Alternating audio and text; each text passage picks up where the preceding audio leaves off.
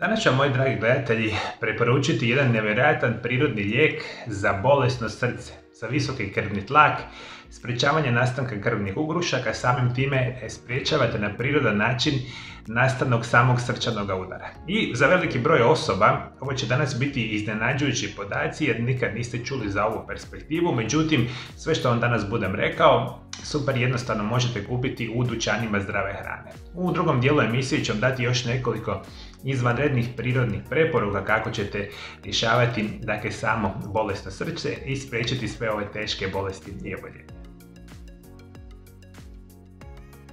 Jedna od najvećih opasnosti modernog načina života je upravo bolesti srca i krvnih žila. Nažalost, izuzetno veliki broj osoba nimalo ne prakticira one prirodne opcije liječenja i u velikom broju slučajeva vi pijete lijekove za snižavanje visokog krvnog tlaka, za sprječavanje samoga nastanka krvnih ugrušaka, recimo srčanog udara i sl. Međutim, problem je sa svim tim lijekovima koje vi uzimate, oni imaju prilično veliki broj nuspojava. Specijalno recimo kada govorimo o lijekovima za visoki krvni tlak.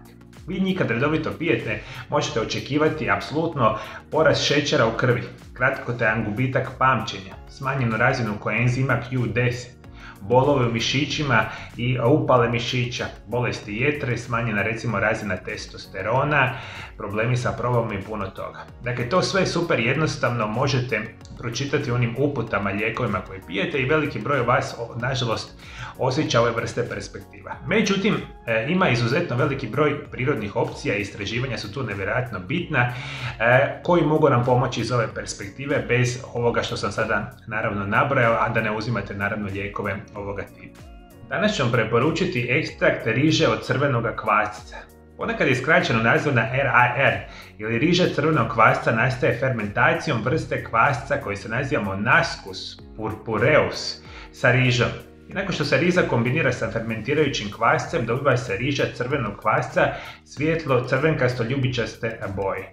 I ekstrakt riže crvenog kvasca koristi se za izradu dodataka riže crvenog kvasca. I dakle, ovo je izuzetno interesantno, ekstrakt riže crvenog kvasca koji se stotinama godina koristi u onim istočnjačkim medicinama u Japanu, Kinu i sličnim za razne zdravstvene prednosti i blagodati naravno toga tipa.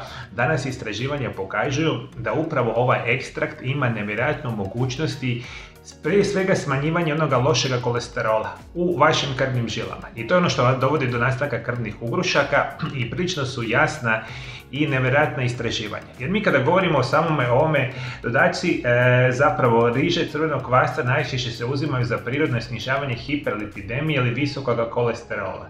Pokazalo se da crveni kvasac Monascus purpureus koji se koristi za izradu ovog djelotvornog enzima apsolutno je izvanredno bitan iz ove vrste perspektiva.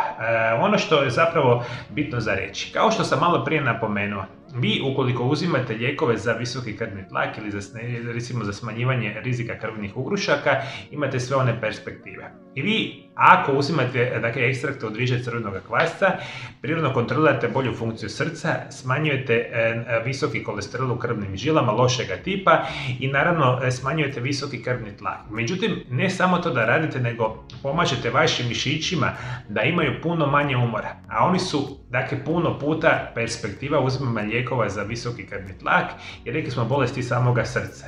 Jer ono što možemo reći ako koristite upravo lijekove za visoki krvni tlak, jedan od najvećih pritužbi je umor mišića. Zapravo se procjenjuje da između 10 i 15% korisnika statina lijekova za visoki krvni tlak ima problema sa skeletnim mišićima. I tu je definitivno super perspektiva. I vi kada recimo uzimate ovu ekstrakt riže crvenog kvasca, kontrolirate razinu samoga šećera u krvi što je njegovi dokazani zdravstveni blagodati, jer rekli smo lijekovi za visoki krvni tlak mogu utjecati naravno na sami šećer. Ono može dati bolju šansu da prije svega čak i prirodno smršavite, međutim generalno razmišljamo da je ekstrakt riže od crvenog kvasa izvanredno dobar za bolesti srca i krvnih žila. I koliko vi njega zapravo želite koristiti, preporučene su doze oko 2 do 2,4 grama dnevno i to nam može specijalno savršeno pomoći. I moramo još nešto napomenuti. Ekstrakt riže crvenog kvasca je izvanredno bitno konzumirati zajedno sa koenzimom Q10. koji je isto tako jedan od onih perfektnih antioksidanasa, zapravo jedan od najboljih antioksidanasa našeg organizmu, ima nevjerojatnu mogućnost poboljšavanja našeg zdravlja i funkcije srca. I tu ću vam preporučiti. Ukoliko ne želite koristiti lijekove za visoki krvni tlak, srce i slično, koristite ekstrakt riže crvenog kvasca, koristite apsolutno koenzim Q10, najčešće se koristi 60 mg dnevno, isto tako koristite kalcij apsolutno svaki dan, jer redovito koristite recimo kjolski češnjak, 2 kapsule 3 puta dnevno i nešto apsolutno što se naziva vitamin A i vitamini B kompleksa imaju nevjerojatan utjecaj na zdravlje našega samoga srca. I eto tako kažem, ukoliko prvi puta ste čuli ovu informaciju, vjerujte, jedna od onih boljih perspektiva je upravo ekstrakt riže crvenog kvasca. A svi moji dragi gledatelji, jeste li ikad čuli za ovakvu vrstu informacije? Ako jeste, da li ste je koristili, kako i na koji način, komentirajte mi ovdje dole ispod video zapisa. I naravno, ukoliko želite doći u moju ordinaciju, da vas ja osobno liječim od svih vaših bolesti i oboljenja, ali želite možda moje telefonske konzultacije, nazovite ove brojeve telefona moje prakse, dogovorite termine i ja ću se, drage volje, potruditi izliječiti vaše oboljenja na najbolji i najprirodniji mogući način.